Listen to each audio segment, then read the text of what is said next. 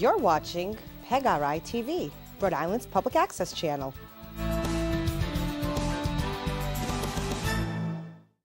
Oh, you didn't know? Yes, it is.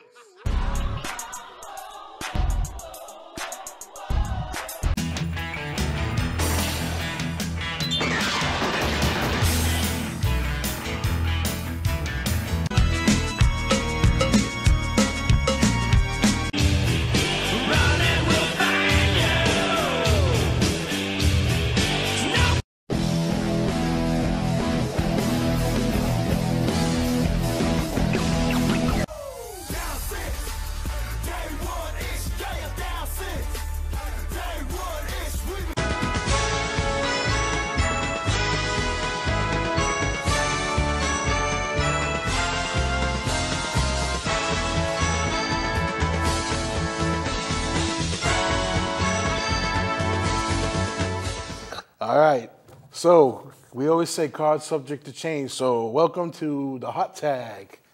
Woo! It's the official Wrestling Museum's question and answer show.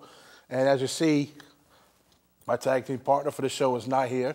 He actually got called away on some business, some pretty big business. And so I want to get right to the questions, but because I'm better at answering the questions than him anyway.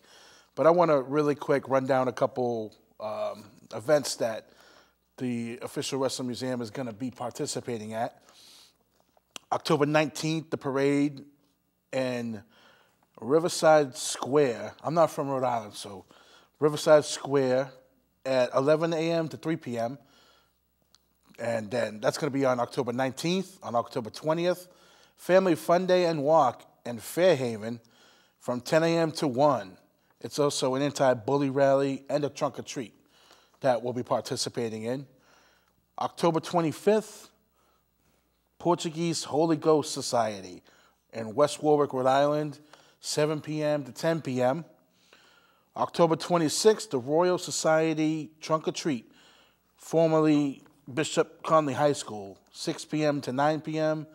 And October 27th, the Epilepsy Walk put on by the Epilepsy Foundation of New England at 5 p.m. to 8 p.m. Coventry Soccer Association. Oh, no, that's what will be after that, from 5 p.m. to 8 p.m. The Epilepsy Walk is probably at like 10 o'clock in the morning. Man, this isn't my gig. So anyway, doing this, it's, you get sidetracked, but all right, here we go. On to the questions, and they better be good ones, because I don't have him here to tell me I don't have to answer. I have to answer them. But anyway, in your eyes, how well did Cody Rhodes do on the located screen? I don't even know what that means, so that's a bad question. So we're not starting off too good here. Oh, this is not good. All right, what's your thoughts on Kevin Owens? That one I can answer, from Frank from Warwick, Rhode Island. Kevin Owens, man, he's good at what he does. I heard Jim Cornette say, he's never going to draw as a champion ever. Like, a guy wears a T-shirt. He's like, what champion, goes around with a bad body? Not that his body's bad, but, just the fact that he doesn't look like the typical wrestler. He's not wearing wrestling tights. I do think that his look kind of, I'm not going to say it does somewhat hold him back. He's wearing just regular basketball shorts. He hasn't really changed his look up since he's come in. But neither did Cena. So I really like the dynamic of Kevin Owens and Randy Orton together. I know recently now they're doing a thing where Kevin Owens is upset with Cody Rhodes, which he has every right to be. And I really hope that both him and Randy Orton turn on Cody and stick together. I really think that it's been good for Randy Orton. It's probably helped his body along. But Kevin Owens, you know what you're going to get from him. You're going to get a decent match. I mean, when he came up on the main roster and had his little run with Cena was awesome. I think, there was some talk that he might go to AEW, but I don't see the value in that. I mean, you're just going to go there and get lost in the shuffle.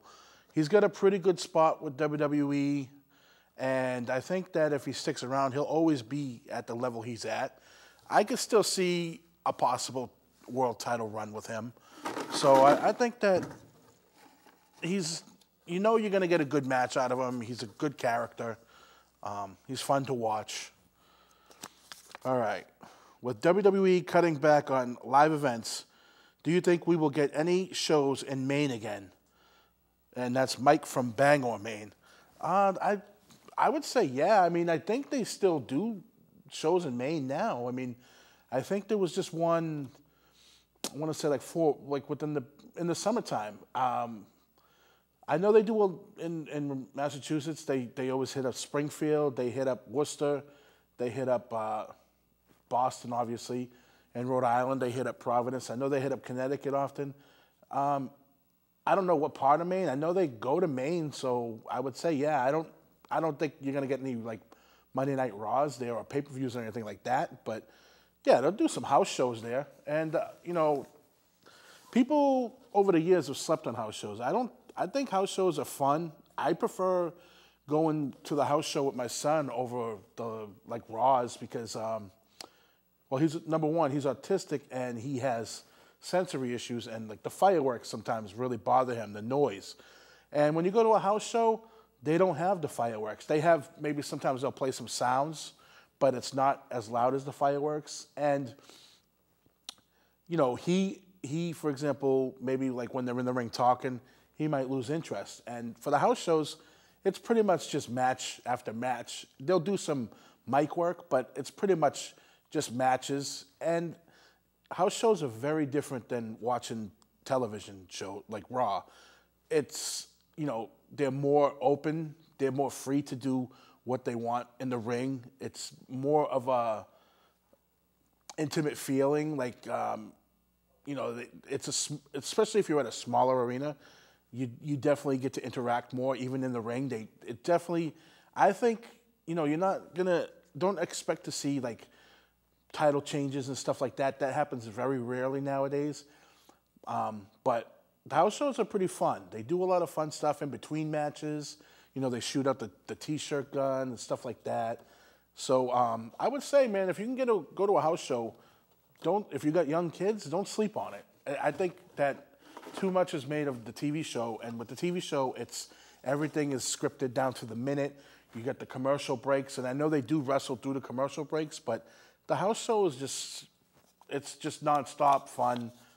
Just like I would consider like minor league baseball games and hockey games and stuff fun compared to major leagues, just because there's so much more interaction with everything around. So, all right.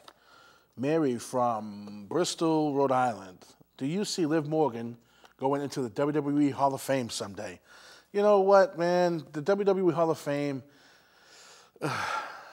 I don't even know at this point who's in it, who's not. There's so many people. It's all Hall of Fames are, and for the wrestling, all Hall of Fames, pretty much, you could pick and choose who goes in them. With the WWE Hall of Fame, when it comes to the women, and even the men now, it's because they've named so many people.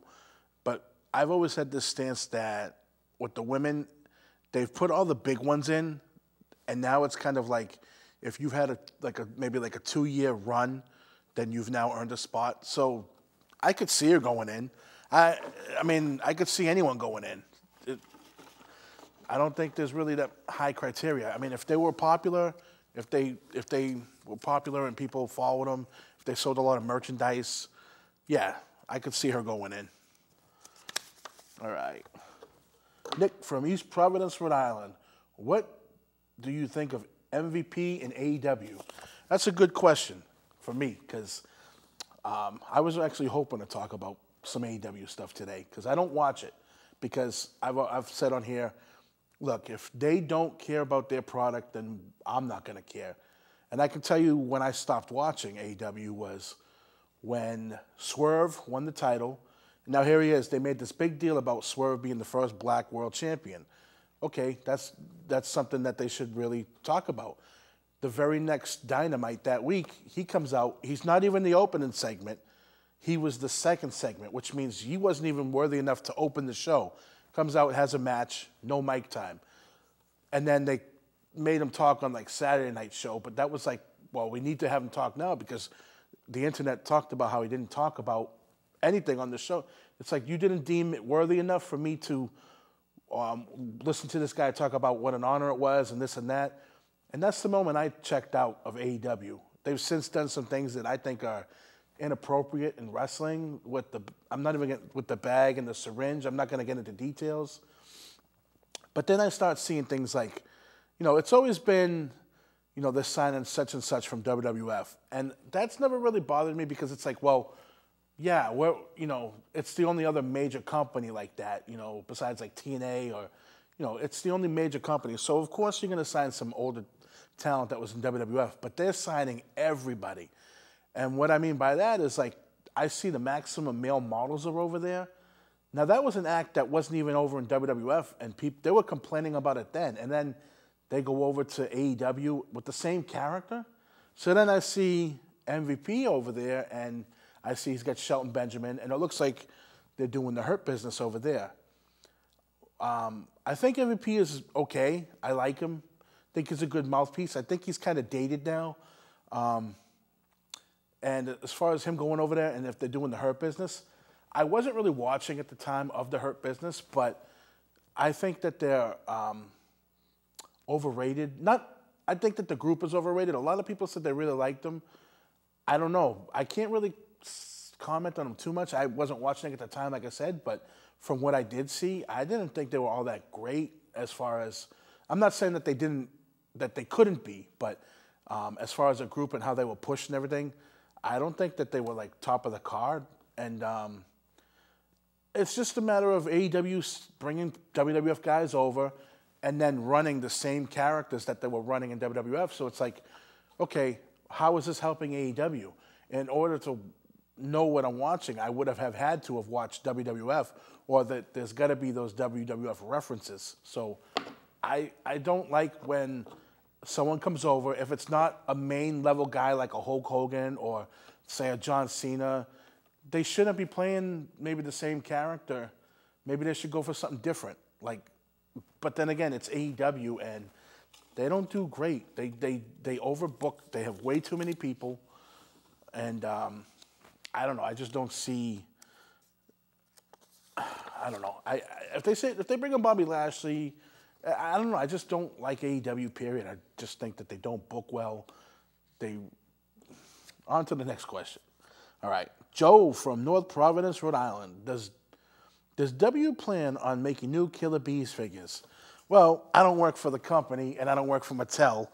I don't know if they've released. I have the Jakks ones. I have, I think, 2 sets of them. They come with the T-shirts on, the Killer Bees T-shirt, and they also come with the mask that Killer Bees used to wear. And I also have just them in their tights.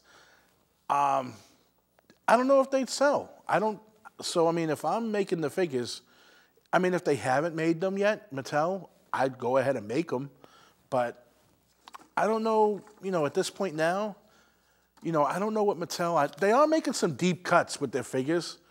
So if they haven't made them, yeah, I could see them making them. I mean, some of the figures they're making now, like they put out a big Bubba recently. I mean, they're putting out some deep cuts. So it wouldn't be the most far-fetched of figures, I think. All right, Sammy from New Haven, Connecticut. Do you think AEW will be around for another 5 years? Oh, wow. So this one will be kind of easy to answer. I was kind of already getting into AEW. I don't agree with their booking philosophy, their logic, just the way they book things. They don't really long-term book anything. Things seem week to week, and it seems like, for example, like I was just talking like the Adam Cole, MJF angle. When it started, Adam Cole turned on MJF. Adam Cole was the heel. Then he goes out injured. Now he's coming back. MJF is a heel. So Adam Cole comes back as a babyface. They're going to continue the feud. It makes zero sense. But with that being said, yes, I still could see them being around in 5 years. I mean, like I said, TNA, in the past I've said TNA has been around for over 20 years now, or 20 years. If TNA can be around for 20 years, then I definitely could see AEW lasting. They have the money, And they have Tony Khan is the biggest fan himself, not of himself, but he's a big fan. The company's run by a fan, so he'll do anything he can. He'll do anything to keep that company going, I guess. Along with signing everyone in the world, which is what they have done. All right. Zach from Warren, Michigan. All right, someone from Michigan. Did you ever share a locker room with Tommy Dreamer? If so, how was his head? How was his head? I guess it says any stories. Actually, yeah. So when I wrestled in Primal Conflict Wrestling, they brought in Tommy Dreamer. He was a nice guy, I love Tommy Dreamer, man. He's one of those guys. I think he's one of those guys that should be in the WWF Hall of Fame. He's given a lot to the business. Is he the greatest wrestler? No, but he's always been there. Like if you think of ECW, we did a Four Corners of ECW, and he was in there. I think like he is the flag bearer of ECW. Again, not the best worker, but I think he's a great guy. And as far as any stories, I don't really have any stories. I mean, I think he was only at one show we did, maybe more, maybe two. And at the time, it's like I'm not going to bother this guy, so I didn't really interact with him too much. Kind of just a hey, how's it going, brother? This type of thing. So, but yeah, he was very polite. I mean, all those guys that came in were pretty much polite, except for one guy who was kind of like egotistical. I'll wait. Maybe we'll get that as a question, or maybe that's a hint. If you want to know who it is, write it in. All right. Do you guys work for Ringside Collectibles? You guys talk about them a lot. David from East Providence. No, don't work for them, but I don't want to show for them too much, and especially here when it's just a good place to get stuff cheap that you can. I mean, wrestling figures, just sometimes toys in general, because I collect Star Wars figures as well, and Masters of the Universe. So anyway, I know how distribution is not the greatest with some of these figure lines, and sometimes with the wrestling figures, you can go to like Walmart, and it's always the same figures you see, the shelf warmers. And you might not get the ones that you want, and sometimes you got to look online. And if you look online in certain places, even on eBay, you maybe come across some scalpers, and they're selling the figure for, $10, $15 more. That's just the place that I've always known to go to for maybe like 15 years at least. I got a lot of my Jax guys from there. So it's just one of the places we know to go to that you can get good sales. Like, sorry, like we bring up around Christmas time, they always have the Black Friday sales, and that's when I hit it up. And I'll have stuff, I'll put it away for a year or two. I have stuff from 2 years ago that I got on sale because I know, hey, it's a good deal, and I'm going to put it away, eventually give it to my son. So, all right. And that's just to help out the consumers out there. We want you guys to get good deals too. All right. Do you think WWF should do a tag team King of the Ring? Jimmy from South Kingston. No, I don't, because they just can't seem to figure out what they want to do with their tag teams. They, as we speak right now, they're like got a tag team tournament supposedly going on Raw. They did do the Dusty Rhodes Classic with the tag teams in NXT, and I thought that was pretty good. Maybe, they were doing the tournaments like the Cruiserweight Classic, the Mae Young Classic. Maybe it would be cool if they did some sort of tag team. Well, the Dusty Rhodes Classic is good enough. I mean, they bring in tag teams. Maybe do one of those again. I think that would be cool. There's a lot of tag teams in NXT that I'd like to see perform more. But as far as doing a tag team King of the Ring, I mean, maybe you could do that in the Saudi Arabia shows. They always look for some sort of angle or gimmick for the Saudi Arabia shows. But it's nothing I'd ever crave for. Tag team wrestling is something that they've never really pushed too much, and it's been so long since tag team wrestling was one of the focal points of WWF. Maybe, I mean, in the late 80s, early 90s, and then maybe the late 90s with like APA and the Road Dogg and Billy Gunn and Hardys and Edge and Christian, but it's been a long time since tag team wrestling has been near the forefront of the company. Why does NXT keep changing their logo colors? Adam from Tampa, Florida. Well, I don't know. I guess there could be a couple reasons for that. They rebrand, or they, kind of like reboot it. So like when they first started, it was the game show type of thing. And then it became more of the developmental show. So they wanted to differentiate it from what it was. So, hey, we don't want people to think it's still that game show. Let's change it up a little bit, change up the logo a little bit. So then it was a black and gold, and then they changed it up. It was still black and gold, but they changed the logo a little. And just every couple of years you refresh it. Maybe change it up a little, see if you can attract some new eyes to it.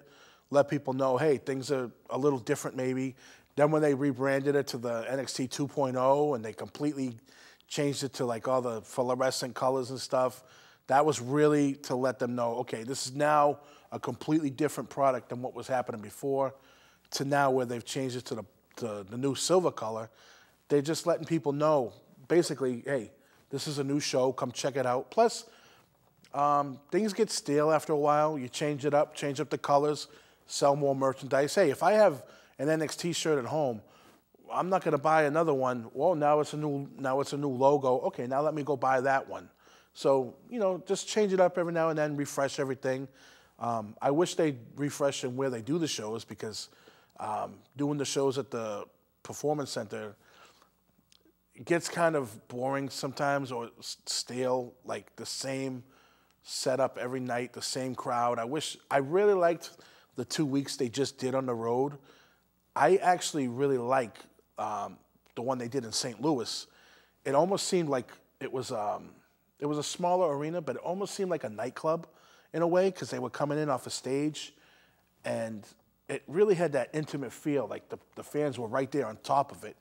And it just had a different feeling to it than being at the Performance Center, where it's just the same look every week. I wish they would do more of that.